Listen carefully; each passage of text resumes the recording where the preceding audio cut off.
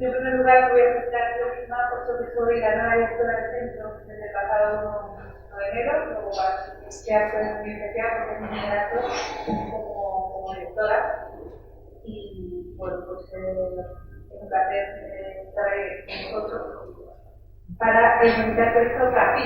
El proyecto sigla en inglés Canary Capital Exploration Program for Drug Consumers, un proyecto que ha sido financiado por la Comisión Europea, en particular dirigido por la Comisión de la Justicia, en el que han participado 6 organizaciones europeas, entre ellas la UNED, la Fundación de la UNED. Este programa se marca dentro del programa de prevención de drogas y información que inició por la Comisión Europea en el 2013. Y hoy tarde lo que vamos a ver son los resultados de este programa que ha durado 2 años. Si digo algo que no es correcto, me lo corregís. Y que ha tenido como objetivo principal promover un consumo moderado, menor, de cannabis entre una población entre 15 y 18 años. Hoy lo que veremos fundamentalmente es cuáles han sido los objetivos alcanzados en estos 2 años de proyecto. Y en primer lugar vamos a contar con la participación de Ramón Morell, psicólogo que forma parte del proyecto, del equipo del proyecto, y nos va a presentar la escala QUIC, que ha sido la escala con la que se ha tratado de medir el riesgo, los factores de riesgo sobre el consumo de cannabis entre esta población que señalábamos, entre 15 y 18 años. Y a continuación, Daniel Lloret, que es profesor de la Universidad Miguel Hernández, España, que presentará los resultados de este proyecto y las similitudes y las diferencias que existen entre los países que han participado. Y por sin más dilación, pues le doy la palabra a Ramón Morell. Muchas gracias. Y bienvenido. Gracias. Bueno, pues voy a empezar yo presentando el cuestionario, pero antes de meternos de lleno en el cuestionario, voy a hacer una pequeña introducción sobre la situación del cannabis en España. Y también vamos a hablar de las bases teóricas que nos basamos antes de construir el QUIC. También vamos a hacer una pequeña reflexión sobre la importancia de medir adecuadamente las intervenciones. Y haremos una pequeña revisión de los cuestionarios que teníamos antes de tener el QUIC. Después voy a hablar profundamente sobre el primer objetivo del proyecto CAPI, que ha sido el diseñar y validar un cuestionario de uso de cannabis. El tercer punto va a ser ya directamente meternos de lleno en los datos con los análisis de los ítems, en los participantes y los resultados psicométricos. Y finalmente pues haremos una pequeña conclusión sobre los datos, ¿vale? Sí. ¿Si tenemos la diapositiva? Sí.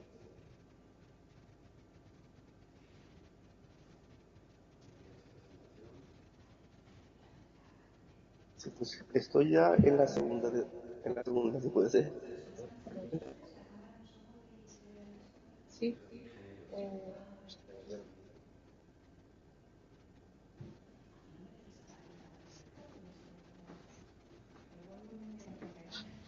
Sí, pues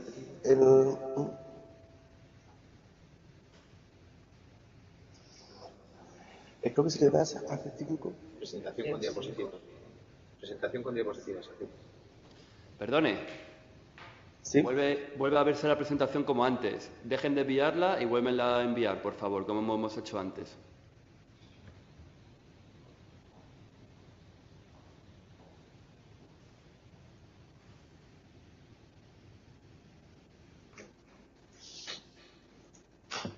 Ahora. Si me das a presentación. Sí.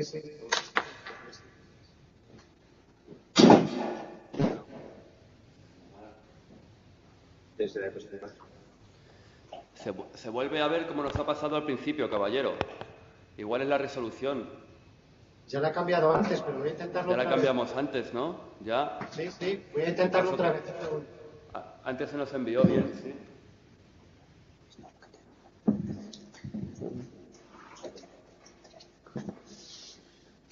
Es la misma resolución que habíamos dejado antes, ¿la bajo?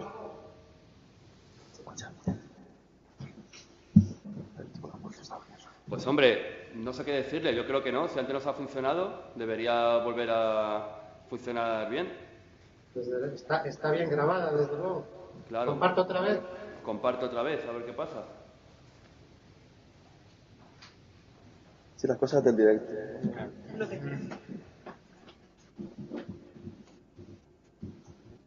¿Y ahora qué tal?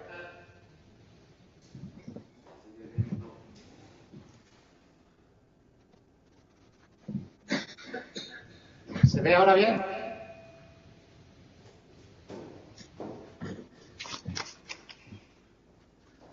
Se sigue viendo mal, pero bueno, como yo tengo control desde la videoconferencia, a ver si la puedo meter directamente desde el soporte de internet, desde la señal, desde la sala de videoconferencia, ¿vale? Déjame un momento, a ver si la puedo meter desde aquí. Si quieres ahora, te dejo un rato pasando todo. Vale. Vale, perfecto. Otra carta que no habrá problemas. Ya vas pasando todo. Vale. Pues cuando queráis, continúo. Es que estaban comprobando. Hace un momento lo hemos probado y me decían, no, ya se ve perfecto. No baja la resolución. Eso.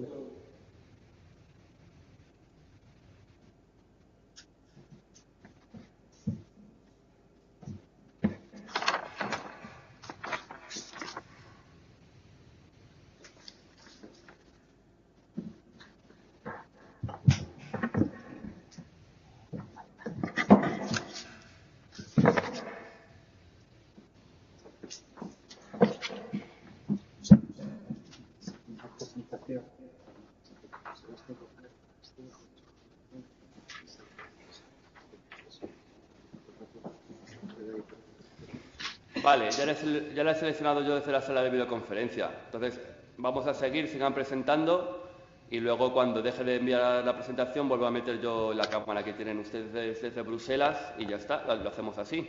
Así que pueden continuar, ya se ve bien. Gracias. Nada. Vale, pues continúa. Hacemos un pequeño recap, ¿vale? Pues que voy a empezar a hablar sobre la situación de cannabis en Europa, ¿vale? A continuación, sobre las bases.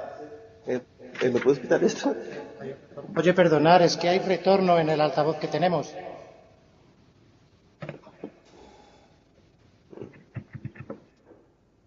A ver qué tal ahora. Hola, buenas. Vale, bien, mejor, sí. Vale. Y luego hablamos sobre las bases históricas del programa y sobre el cuestionario, sobre la importancia de medir adecuadamente, sobre los cuestionarios que tenemos hasta ahora, sobre el diseño del quiz y luego una pequeña discusión. Pues empezamos por la situación general en Europa. Encontramos que el cannabis es la primera sustancia ilícita más usada en Europa. Nos encontramos en que tenemos una media de un 17% de consumidores en Europa. Luego, respecto a los países que han participado en este proyecto, vemos que en Italia y en España el consumo tiende a estabilizarse en los últimos años, pero es un consumo alto. Encontramos que Italia tiene alrededor de un 21%, y en España, aunque los participantes se encuentran en una franja de edad más amplia, encontramos más de un 30% de consumo. En cambio, por otra parte, en Portugal y Rumanía, aparte de que el consumo es inferior, vemos un incremento constante desde principios de los análisis. Entonces, pues, y creemos que es importante intervenir en estos jóvenes y en estos países, tanto para reducir el autoconsumo en Italia y en España, como para frenar el aumento en Portugal y en Rumania. Pues nos basamos en una teoría ampliamente utilizada en psicología que tiene bastante background, ¿vale? Tiene bastante bases y también está basada en la evidencia. Esta teoría se basa sobre todo en que tenemos las actitudes en la norma subjetiva y el control percibido como predictores de la intención, y que a su vez va a predecir el consumo de cannabis. Nosotros, en este caso, hemos utilizado autoeficacia porque diferentes autores han encontrado que la autoeficacia es capaz de predecir una mayor parte de la intención que simplemente el control percibido.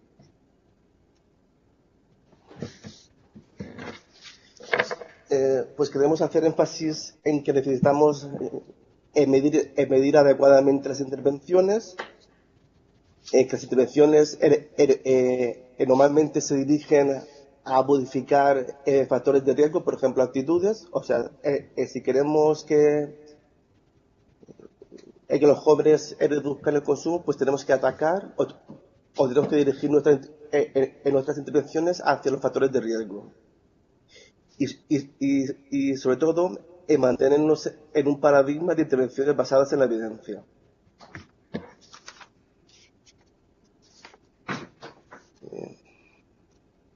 Vale, pues hasta el momento podemos ver que disponemos diferentes cuestionarios. Por ejemplo, tenemos el Cannabis Abuse Screening Test, tenemos el Adolescent Cannabis Problem Questionnaire, tenemos el Cannabis Disorder Identification Test, tenemos también el Cannabis Use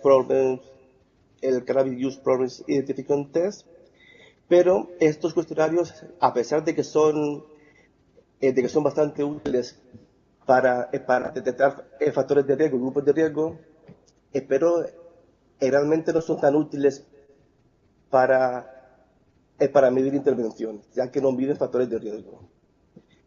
Por otra parte, tenemos el Marijuana Affect Expectancy Questionnaire Brief y contamos también con el Cannabis Comprehensive Marijuana Motive Questionnaire, pero a pesar de que miden ciertos factores de riesgo, no están englobados en una base suficientemente probada y contrastada como la teoría de la acción planeada, que es en la que se basa nuestro cuestionario. Vale, pues comenzamos el análisis en la construcción del cuestionario mediante el diseño de ítems, que construimos los ítems basándonos en las revisiones de literatura y según la teoría, ¿vale? Después de eso, de esta construcción, pasamos un pilot study, o sea, un estudio piloto para ver qué tal funcionaba. Y luego a partir de ahí, ya hicimos el análisis psicométrico en sí, para evaluar los análisis de los ítems de la escala, para evaluar la reliability, la fiabilidad y la validez, ¿no? Sí, pues empezamos.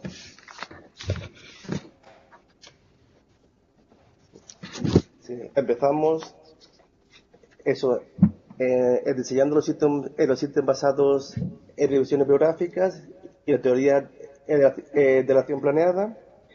Intentamos tener aproximadamente el doble de ítems de la versión final, porque siempre se espera que se reduzca el número de ítems al depurar el cuestionario. El estudio piloto fue aplicado en la provincia de Alicante y incluimos 73 estudiantes de edades comprendidas entre los 13 y 17 años. Después de los primeros análisis, lo que hicimos fue adaptar el lenguaje porque había ciertas palabras que pensábamos que eran fáciles, pero no entendían los jóvenes. Revisamos los ítems y hicimos la primera depuración, del cuestionario, ¿vale? Esta primera depuración resulta en un cuestionario de 33 ítems que fueron trasladados al italiano, al portugués y al rumano. Vale, pues.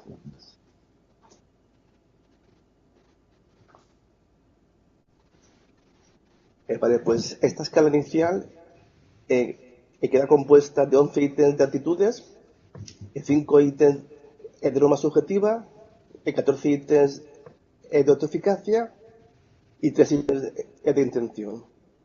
Tenemos que tener en cuenta que tanto actitudes como norma subjetiva, cada ítem está compuesto por la actitud y por la importancia a esa actitud, por ejemplo, ¿no? O sea, por ejemplo, también en norma subjetiva.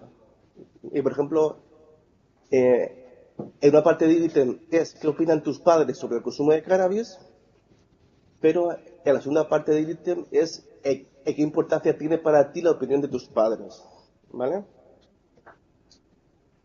Bueno, pues en la muestra que le aplicamos esta versión del cuestionario fue a 4.668 personas, bueno, jóvenes adolescentes entre los 15 y 18 años. Vemos que la distribución por sexos es más o menos igual y realmente participaron bastantes jóvenes en este estudio, porque nos encontramos desde 920 jóvenes hasta cerca de 1.500 en Italia, que es una muestra considerada bastante alta para este estudio. Y respecto al consumo de los participantes, en los últimos 12 años vemos que es algo parecido a los resultados de Europa. Vemos que Italia y España el consumo es bastante alto, y mientras que en Portugal y Rumanía el consumo es un poco más bajo. Vale, pues respecto a los consumidores habituales, que sería este caso el consumo de los últimos 30 días, podemos ver que los resultados son bastante similares a los de 12 meses. Esta última gráfica de la derecha vuestra, ¿sí? Es la comparación entre el consumo de nuestra muestra y los grupos de referencia. Los grupos de referencia son, en este caso, el SPAD para Italia, Portugal y Rumanía, y el estudio para España.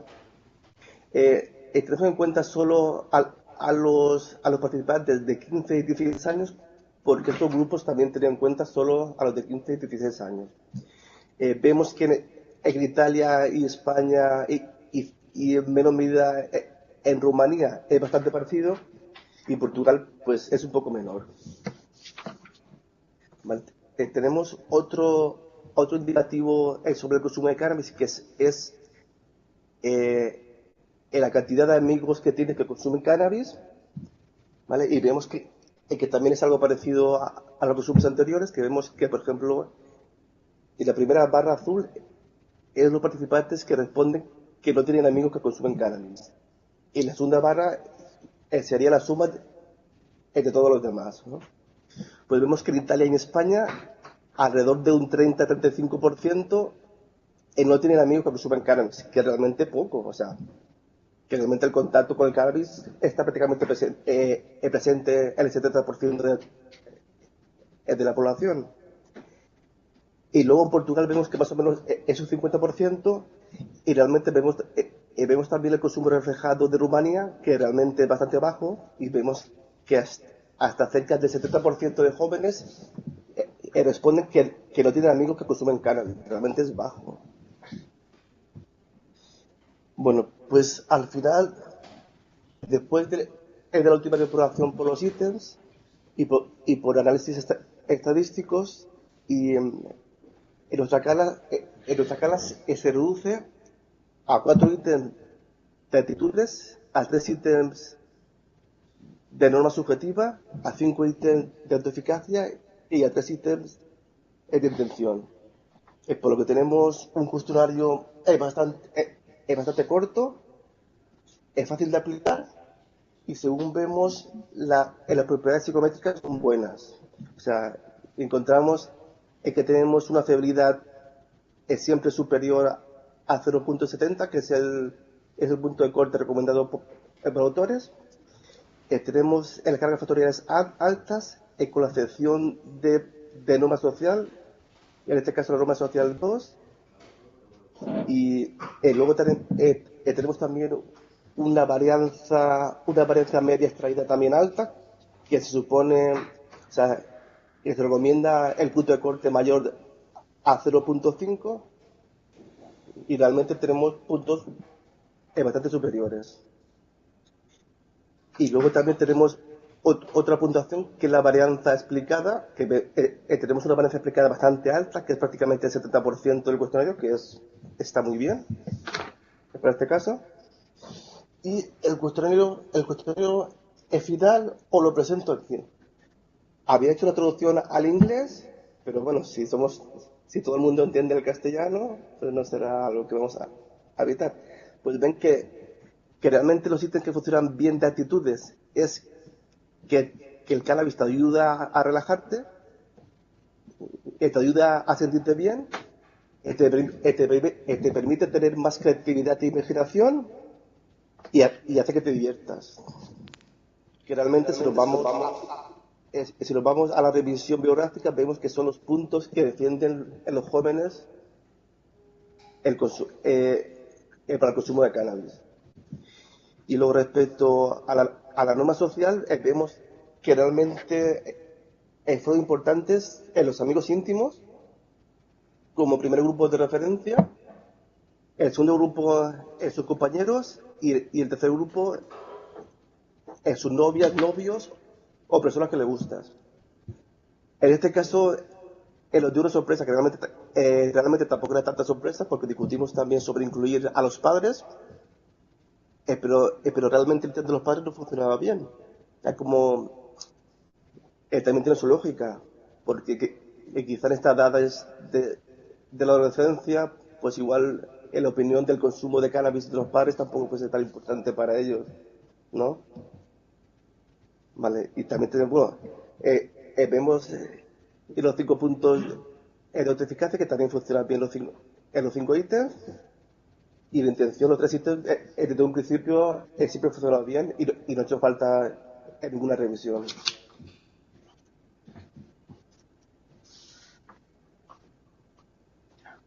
Vale, para finalizar, podemos concluir en que tenemos un corto cuestionario para evaluar intervenciones específicas en cannabis. Este cuestionario está basado en una consistente teoría que lleva detrás, que está usado, dispone de una buena fiabilidad y validez. Se puede usar en Italia, España, Portugal y Rumanía. Es fácil y rápida la aplicación y está disponible de forma libre en la página web del proyecto. Eso, muchas gracias a todos por la atención.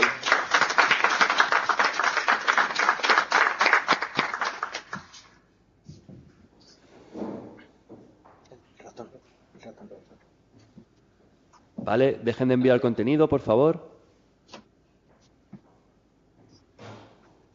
Voy a pasar a la segunda presentación, ¿vale? Muy bien, perfecto. Sí. Igual, si hay alguna pregunta, ¿la prefieren ahora o luego? ¿No? Luego, sí, luego todos. Muy bien.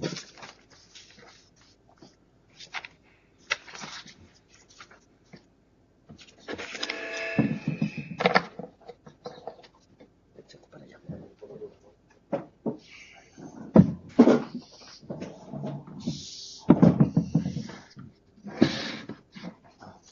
Bueno, mientras abren la presentación, yo aprovecho este hueco para, bueno, primero para hacer una pregunta, porque he visto que entraba gente nueva. ¿Todos hablamos español? ¿Los nuevos? Sí, todos. Seguimos en español entonces. Vale. Y luego quería situar un poco, no, es que igual se ha dicho, pero me he despistado. Quería situar esta presentación dentro del proyecto. El proyecto tiene varias fases y esta es una de las fases en concreto de evaluación, llamémosla así, de dos elementos del proyecto, que es lo que estamos, el proyecto es mucho más grande.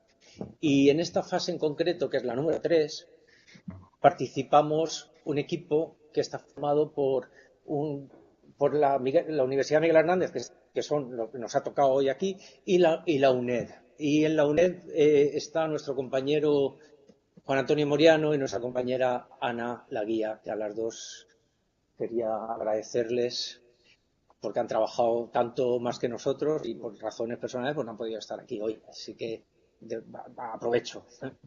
Y bueno, ya está. Quería hacer algún otro agradecimiento. Bueno, la verdad es que más que agradecimiento, un reconocimiento, porque el proyecto ha tenido bastante trabajo durante 2 años y bueno, la verdad es que la mayoría de nosotros nos conocíamos y sabíamos lo que nos íbamos a encontrar, otros no, y al final lo que nos hemos encontrado ha sido un buen clima de trabajo, que en parte se lo debemos al Project Leader, que ha aguantado las tensiones y las distensiones. Siempre parece que es más fácil, pero cuando nos distendemos mucho en 2 años hay plazos y hay de todo, y lo ha llevado con maestría. Pues nada, muchas gracias.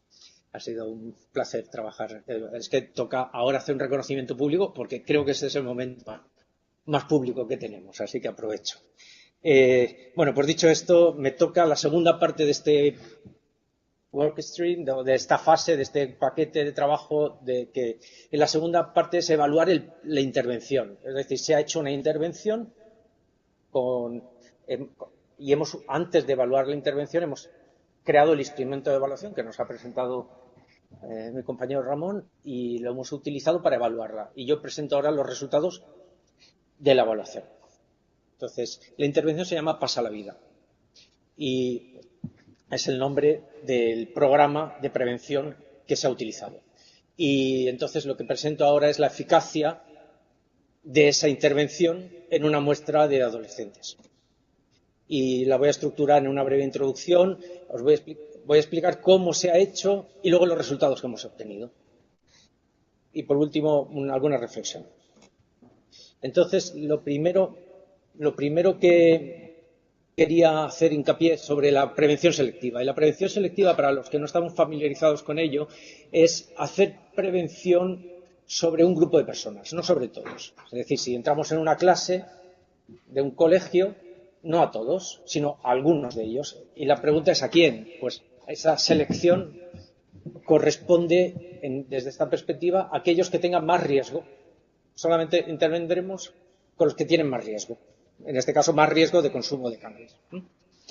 Y esto es una prioridad en la estrategia europea y en otros documentos estratégicos, y lo cual pues tiene un sentido que a lo mejor ahora no es el momento, pero que luego si queremos podemos discutir, ¿no? Pero parece más económico hacer las cosas con quien lo necesita más que con todos, ¿no? Entonces, si eso es así, es curioso que en las revisiones de los repositorios de programas, es decir, lo que se está haciendo en Europa en prevención, no es así. Lo que encontramos es que la mayoría de los programas de prevención se hace universalmente con todos, y solamente unos pocos, en este caso el repositorio principal de Europa lo lleva el Observatorio Europeo de Drogas, que es una agencia de la Comisión, y ahí encontramos que solamente un 36% de todas las intervenciones, que son un total de 289 intervenciones preventivas, pues solamente 73 son de prevención selectiva, aunque la propia documento estratégico de la Unión Europea dice que hay que hacer prevención selectiva, ¿no? Entonces esto nos movía también a hacer prevención selectiva y a probar a evaluar esta intervención, ¿no? Bueno, en España pasa lo mismo. En España tenemos un repositorio de intervenciones preventivas, y si miramos a ver lo que hay ahí dentro en ese repositorio, pues encontramos que solamente el 18% son prevención selectiva. La mayoría son una prevención generalizada. Entonces, nos encontramos con esta situación que es muy general en Europa y fuera de Europa también. Bien, pues ahí estamos. Entonces, lo que hacemos a partir de ahí es un programa basado en una idea de reestructuración cognitiva, si queremos, o de desmitificación, es decir, discutir las ideas equivocadas que tienen los jóvenes sobre el consumo de cannabis. Y básicamente son 3 ideas las que se apuntan. La primera es que el cannabis sirve para pasárselo bien, cosa que se puede discutir, pero lo que es más discutible todavía es si solamente te lo pasas bien consumiendo cannabis. Eso es mucho más discutible. Entonces, ese es un tema que se trata en el programa. Es un programa no impositivo o no directivo o un programa que no pretende decirle a los jóvenes lo que tienen que hacer, sino pretende generar un espacio de discusión sobre estas ideas. La primera es la diversión y el cannabis. La segunda es que el cannabis sirve para relajarte y de paso olvidarte de los problemas. Bueno, también se puede discutir esto, ¿no? Una cosa es lo que en inglés se llama estilo de afrontamiento, bueno, en español, en inglés coping style, y el consumo de drogas pues se ha reconocido por muchos autores que podría ser un estilo de afrontamiento. Si tengo un problema, consumo drogas, oye, y por el momento, pues mira, ya no tengo el problema. Esto es discutible y se puede llevar a una dinámica de trabajo que es la que propone el programa. Y por último, hacer amigos. Esto de utilizar el porro o el cannabis como un aglutinante social o algo que sirve, una herramienta de hacer amigos, ¿no? Yo te lo paso, tú me lo pasas, nos juntamos, quedamos, en fin, en torno al calor del porro, ¿no? Pues esto también se puede discutir. Y entonces lo que se propone en este programa es, a través de 5 capítulos basados en un contenido audiovisual capitulizado, es tratar estos 3 temas. Creo que lo he dicho todo. Sí. Bien. Entonces, nosotros nos planteamos, la pregunta que nos hacemos, que es el objetivo que he dicho antes y que ahora toca repetirlo, es, ¿esto funciona? O sea, si hacemos esto, los chavales, después de haberlo hecho, ¿consumen menos? Esta es la pregunta, ¿no? Evaluar la intervención. Y para eso contactamos con 48 colegios, 48 escuelas de educación secundaria.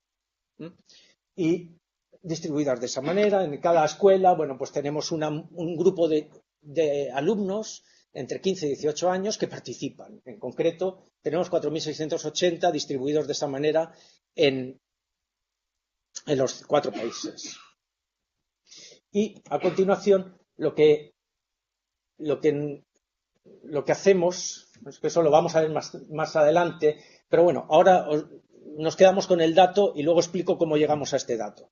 Lo que hacemos es encararlos a una muestra pre y post y obtenemos una muestra final que no lo veo de 3.907. Esto es nuestra materia prima, con ellos vamos a trabajar. Ahora explico cómo lo hacemos. Esos 3.907 los dividimos en un grupo que hacemos la intervención y en otro grupo que no hacemos la intervención. Con lo cual esperamos que en aquel grupo que hacemos la intervención obtendremos mejores resultados que en el grupo que no hacemos nada. Al grupo que no hacemos nada le llamamos control, no se le hace nada. Y al grupo que le hacemos la intervención, que no consigo ver experimental, pero que aquí debería haber, 2.595, ¿vale? Con 2.595 jóvenes de 15 a 18 años trabajamos. Y con 1.311 no trabajamos, simplemente medimos, pero no hacemos nada más que la medida.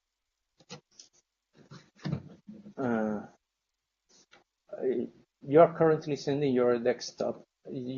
Aquí estamos. Bueno, esto lo podré quitar. Entonces, igual no quisiera entrar en cuestiones muy técnicas. Si me estoy dilatando mucho en cuestiones técnicas, iré más rápido. Al final, lo que tenemos que saber es, por exigencias del programa en sí y de la convocatoria a la cual nos financia, tenemos que saber quiénes son los que tienen más vulnerabilidad, a quién seleccionar. Esto es prevención selectiva, como hemos dicho. ¿Quiénes son los más vulnerables, los que más riesgo tienen? Entonces, hemos definido que los que fuman cannabis serán más vulnerables de seguir fumando cannabis que aquellos que nunca lo han probado. Entonces, definimos un grupo que son los fumadores de cannabis y lo definimos como aquellos que han fumado durante el último año. Entonces, sacamos un grupo de fumadores. El uso de la selección preventiva requiere un criterio de selección y nuestro criterio de selección es haber fumado durante el último año. Por lo tanto, en esta muestra de 3.907 tenemos que casi el 20% son fumadores. Dicen haber fumado cannabis casi el 20% de los chavales de 15 a 18 años que hemos contactado dicen haber fumado cannabis en el último año. Con ellos vamos a trabajar, sobre todo. Bueno, trabajaremos con todos, pero ellos son nuestra muestra a la cual pretendemos conseguir mejoras. Es decir, que dejen de fumar o que tengan unas actitudes. Lo que vamos a... Bueno, esto me lo salto. Lo que vamos a medir con el instrumento que nos ha presentado Ramón anteriormente es qué actitudes tienen hacia el cannabis. Por ejemplo, creo que el cannabis me relaja o creo que el cannabis me hace sentirme bien. Esto es lo que pretendemos cambiar. O la norma subjetiva. ¿Crees que tus amigos o tu novia o tus padres o tus compañeros, no, tus padres los hemos quitado, tus compañeros están de acuerdo con que uses marihuana? Esto es lo que pretendemos trabajar, ¿no? Con la intervención de 5 sesiones. La autoeficacia o la capacidad que uno tiene de hacer algo, en este caso, de estar entre mis amigos sin fumar, de pasármelo bien sin fumar. Esa capacidad que yo me otorgo a mí mismo es lo que queremos promover con la intervención. Con lo cual mediremos cada una, y por último la intención de cannabis, mediremos cada una de estas variables antes de la intervención y después de la intervención. Es como cuando tenemos fiebre y nos tomamos una aspirina. Nos ponemos el termómetro antes de tomar la aspirina y nos lo ponemos después de tomar la aspirina y esperamos que la aspirina tenga efecto, con lo cual que baje la fiebre. Entonces, este sería el termómetro. Otras 2 variables que están fuera del QUIC que también hemos utilizado ha sido el propio consumo. Hemos medido el consumo en sí. Parece lógico, porque las anteriores variables son mediadoras del consumo. Es decir, estas variables generan consumo, pero no son consumo. Sin embargo, medimos el consumo también y también medimos la percepción que tienen los chavales, los jóvenes, de que el consumo sea peligroso. Es decir, que pueda tener un accidente de conducción o que suspenda mis exámenes o que no sé, cualquier cosa que se recoge en el cuestionario. En este caso hemos utilizado los ítems de un cuestionario que se utiliza desde hace bastantes años a nivel europeo que se llama SPAD. Hemos simplemente cogido esos ítems. Bien, pues ya sabemos quiénes son nuestra muestra, ya sabemos lo que medimos y por último os explico cómo lo hemos hecho. Tenemos un grupo control en el cual no intervenimos y un grupo experimental en el cual intervenimos durante un mes, 2 meses prácticamente, 1 mes y medio, porque es a sesión por semana, 1 mes y medio.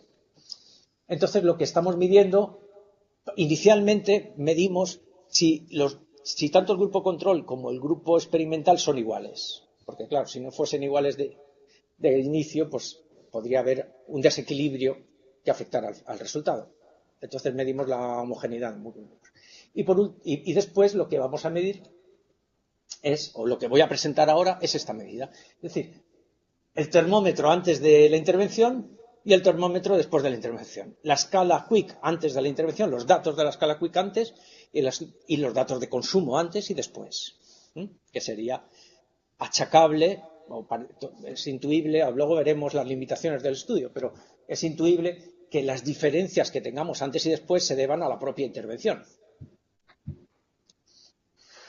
Estas son las variables que hemos visto antes, que ya he explicado, y esta es la diferencia en las variables que hemos visto antes. Es decir, la barra azul es antes, la barra naranja es después de las 5 intervenciones. Con lo cual, vemos cómo en la variable actitudes, que ya lo he explicado antes, hay una caída. Es decir, se generan actitudes menos favorables al consumo de cannabis, todas las variables van en la dirección esperada. Ahora veremos si esas diferencias que estamos viendo aquí a simple vista en un gráfico, si son significativas o no. Pero vemos como las actitudes son más desfavorables.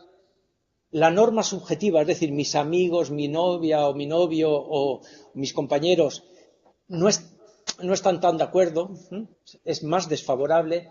La autoeficacia, es decir, la capacidad que yo tengo para no consumir, aumenta. La intención de consumo baja. Y, por último, la percepción del riesgo aumenta. Es la dirección que queríamos. Con esta diapositiva podríamos finalizar diciendo que ha sido exitosa Pero, en fin, veámosla más en detalle. Esto es lo mismo que el gráfico, solo que con datos. Entonces, vemos en esta columna... En esta columna vemos como sí que son significativas las diferencias. Es decir, esas diferencias de las variables sí que son significativamente diferentes. Lo que pasa es que no son muy grandes, ¿no? Porque en la siguiente columna vemos como el tamaño de la diferencia no es muy grande. Se esperan tamaños mayores. Es decir, lo hemos conseguido, pero poquito. Deberíamos hacer algo más. Esto sería la discusión, pero que no corresponde aquí. La única diferencia que vemos que es mediana, moderada y asumible es la de las actitudes, que precisamente la intervención va dirigida a las actitudes, con lo cual es la variable que esperábamos y así se cumple con mayor diferencia. De hecho, si cogemos actitudes, solamente esa variable de actitudes que tiene 4 preguntas, aquí tenemos las 4 preguntas de la variable actitudes y vemos como todas las preguntas producen una caída después de la intervención. Es decir, 5 semanas después caen las actitudes a favor de Esto es lo que esperábamos. Se produce una caída. El consumo. El consumo a los 30 días. La pregunta, lo que estamos midiendo aquí es la siguiente pregunta. ¿Has fumado cannabis en los últimos 30 días? Antes de hacer la intervención, la barra azul nos da un porcentaje de gente que responde que sí, y después de hacer la intervención, la barra naranja nos dice... Entonces, cuando los que nos dicen que nunca han fumado, o sea, que no han fumado nada, aumentan. Bien, era lo que esperábamos también, ¿no? Hemos preguntado de los últimos 30 días porque es el espacio de tiempo que nos podemos manejar en la intervención. Os recuerdo que eran 1 mes y medio. Entonces, en ese mes y medio que hacemos la intervención, aumentan los que dicen que no han fumado y disminuyen los que dicen que sí que han fumado. También este resultado pues valida la eficacia de la intervención, con lo cual nuestros esfuerzos se ven recompensados. Cuando somos más exigentes y preguntamos, ¿has fumado en la última semana? Aquí no encontramos diferencias, ni para bien ni para mal. Bueno, encontramos que los que nunca, apenas, estamos hablando de un 1%, apenas hay variación. Y los que dicen que sí que han fumado en la última semana, crecen poquito, pero crecen. Estas diferencias son tan pequeñas que no son significativas, pero conviene ser honrado y decirlas. Luego discutiremos por qué a los 30 días sí que hay diferencias y a los 7 días no hay diferencias. Tenemos respuestas para todo. Pero vamos, que estos datos hay que valorarlos un poco más en detalle. Ahora quería presentar solamente los datos. Bueno, esto es el desglose, porque ahí están acumulados todas las frecuencias. Pero bueno. Con lo cual, quería acabar con 3 reflexiones sobre los resultados. La primera reflexión es lo que ya he dicho, que ha mostrado eficacia la intervención. La intervención nos da resultados en la dirección que esperábamos. Bien. También es verdad que los resultados son pequeños, pero eso lo vamos a comentar más adelante. solamente en los 7 días, que es la última pantalla que hemos visto, tenemos un efecto inverso. Aquí he puesto un efecto iatrogénico. No creo que sea un efecto iatrogénico. Me hago la pregunta para contestarla yo mismo. Un efecto iatrogénico sería aquello que consigues lo contrario de lo que pretendes. Es decir, si pretendes que se reduzca y consigues aumentar. No es el caso. Lo que ocurre con los 7 días, después de haber analizado los datos y haber pensado un poco sobre ello, es que aquellos que consumen en 7 días son, digamos, yo les he llamado los heavy users, o los que consumen más. No sé, en español si hay alguna palabra para traducir heavy users. Sí, estos son los que más consumen y por lo tanto más difícil es cambiar una inercia. Cuanto más potente es una inercia, cuanto más consolidado es un hábito, seamos humildes, no podemos cambiarlo tan fácil como cuando un hábito no es tan consolidado, ¿no? Entonces, simplemente no hemos conseguido cambios en un grupo reducido de alto consumo. Esto no invalida los resultados, simplemente limita nuestro campo de acción y nos permite reflexionar para siguientes intervenciones, ¿no? De hecho, cuando medimos el tamaño del efecto, encontramos que el tamaño del efecto, es decir, las diferencias son pequeñitas, es muy humilde o moderada la intervención que hemos hecho. ¿Por qué? Pues precisamente por lo que ya he dicho, porque en un mes o en un mes y medio, que es lo que ha durado, no podemos cambiar mucho, cambiamos hasta donde llegamos. Con lo cual nos tendríamos que plantear si hay que hacer unas intervenciones más amplias, reestructuradas o incluso repetidas en años, que sería tres cuestiones. Como vemos en algún otro programa, las intervenciones con recuerdo o repetidas en años tienen más potencia que intervenciones esporádicas. Otra de las cuestiones que podríamos plantearnos es si una intervención en actitudes debería ser anterior a los 15 años. Es más fácil cambiar las actitudes a unas edades más tempranas que a unas edades más consolidadas. En reflexiones generales. Todo esto podría explicar por qué esas diferencias, siendo diferencias, no son muy amplias. Pero bueno, esto daría pie para una segunda parte, para un debate abierto, que espero que también podamos tener aquí. Y por último, en líneas de futuro o exigencias metodológicas para ser más precisos en nuestros análisis, necesitamos seguir haciendo análisis. Básicamente se me ocurren dos tipos de análisis. Uno lo podemos hacer y el otro está fuera del proyecto. El que no podemos hacer es lo que se recomienda, que es hacer un seguimiento. Es decir, hemos conseguido un cambio, ese cambio se mantiene en el tiempo. No lo sabemos, porque no ha pasado el tiempo todavía y porque el proyecto se ha acabado.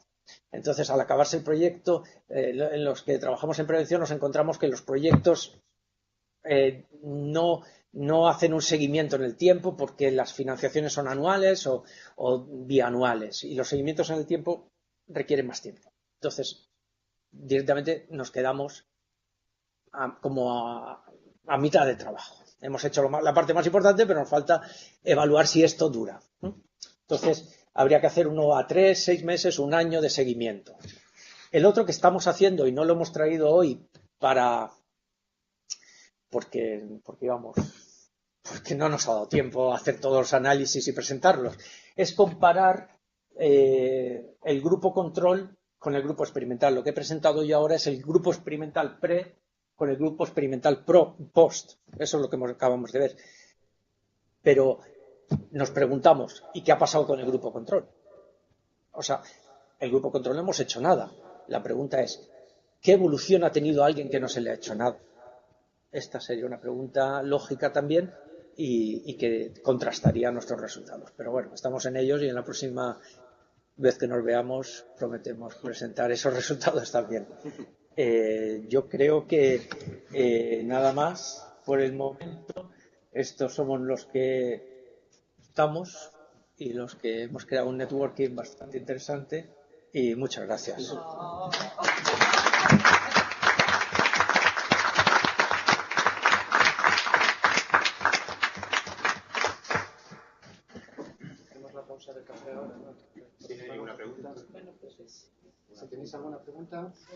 Dejen de compartir la presentación, por favor.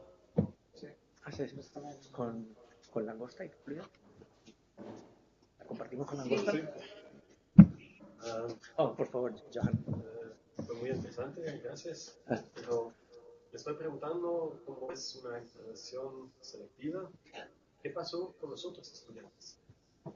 Lo tenía preparado, pero lo que ocurre es que he ido demasiado rápido. No, estaba en una frasecita. El problema que nos encontramos en general con las intervenciones selectivas es que hay un... Madrid.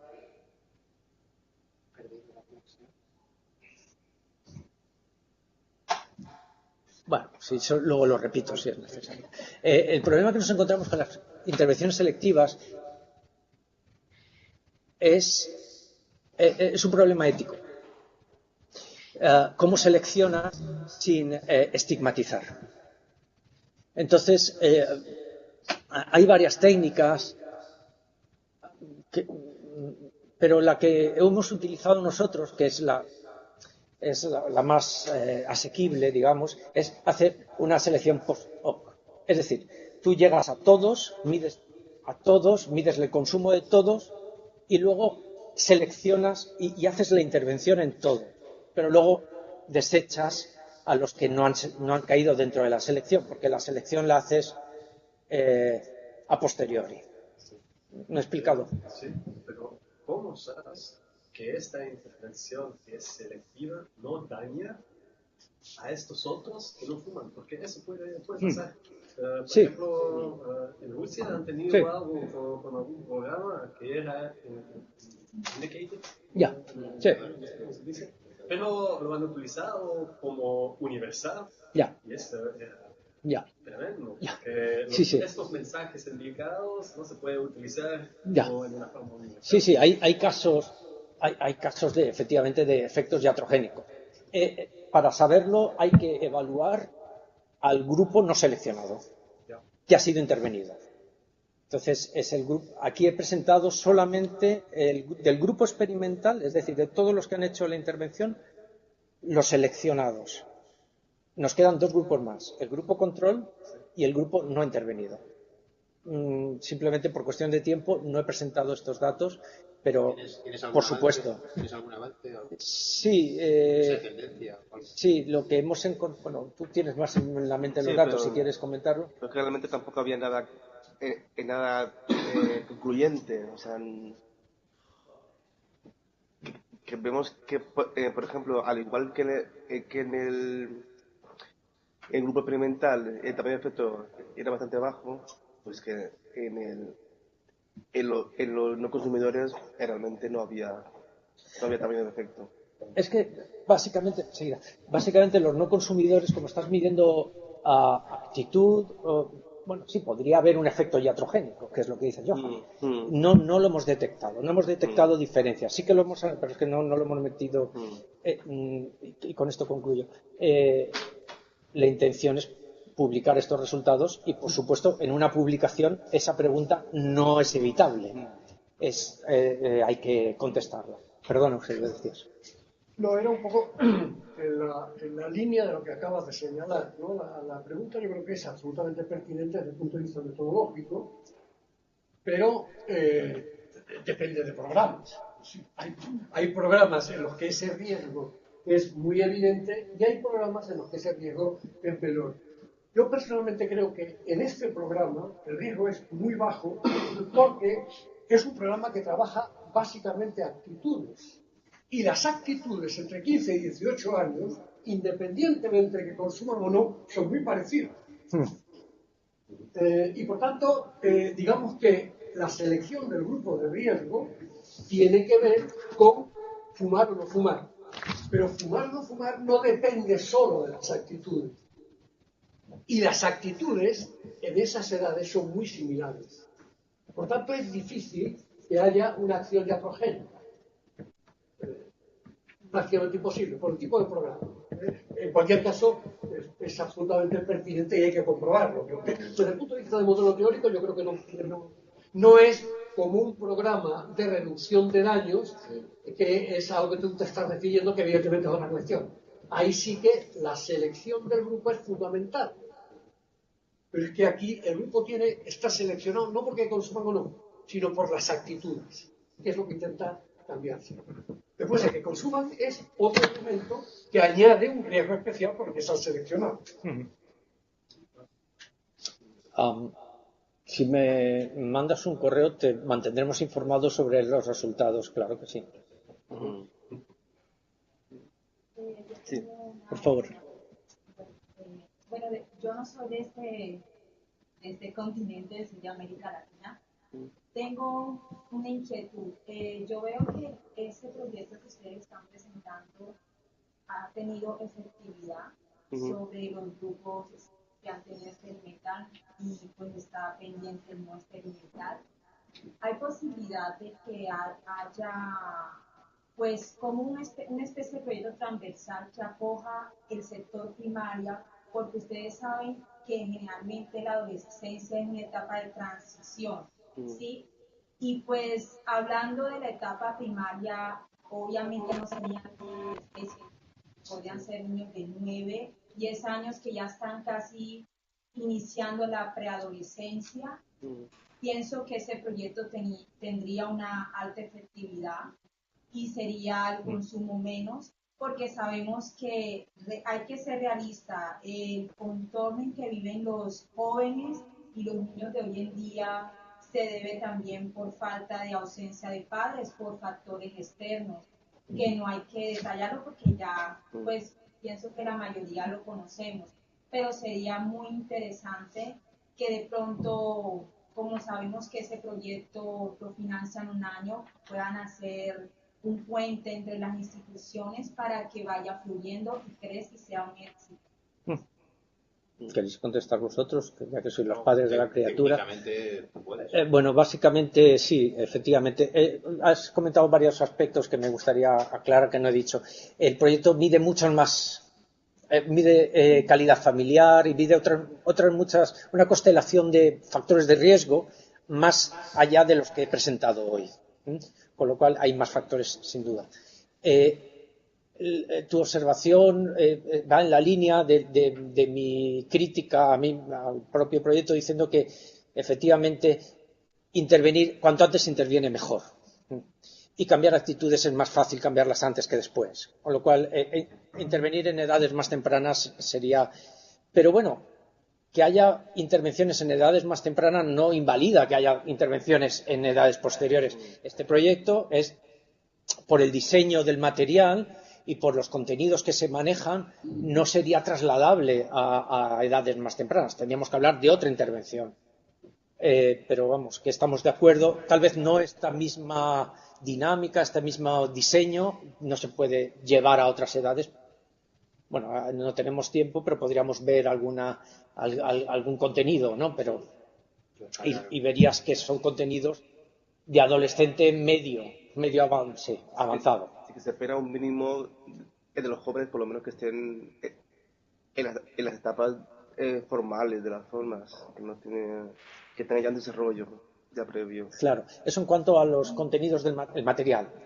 La metodología no, lo que hemos presentado hoy aquí es aplicable a cualquier proyecto de cualquier edad, pero este material no. Entonces, en este caso, la metodología se podría aplicar y lo que habría que hacer es un material específico. Claro, exactamente, a eso. Exactamente. Y también adaptado para la edad y para los diferentes países, pues la realidad de Colombia no es la realidad de Chile, por ejemplo. Sí. Así como en Europa hemos visto que los resultados son tanto heterogéneos, pero aún así somos países comparables. Evidentemente en el continente americano no es comparable México con Bolivia o no es comparable lo que he dicho Colombia con Chile, pero sí que la metodología creo que es universal, o sea que puede ser universal. Eso es, exactamente. Lo único que a medida que reduces la edad tienes que ampliar el foco de objetivos, no focalizar tanto a trabajo sobre actitudes hacia el cannabis, básicamente lo que habéis presentado, es decir, riesgos percibidos y expectativas de beneficio que yo le otorgo al cannabis.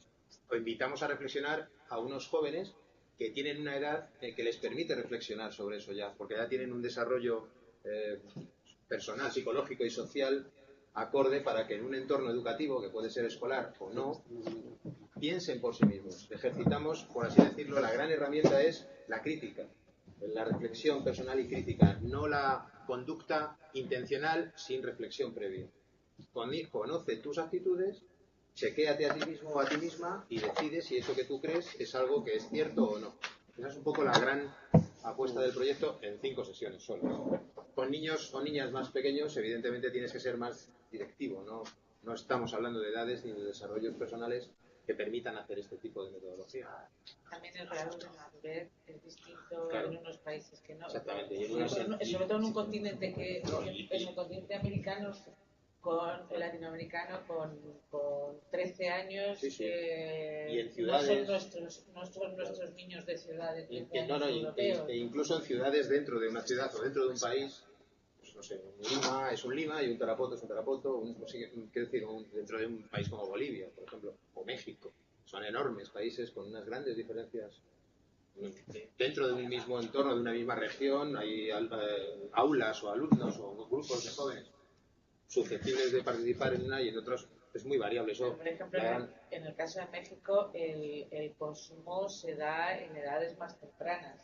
O sea, con 13 años hay un consumo grande ya en un país como México. No conozco el caso de Colombia, creo que es parecido, pero en el caso de México el consumo a los 12, 13 años ya el nivel de consumo es alto.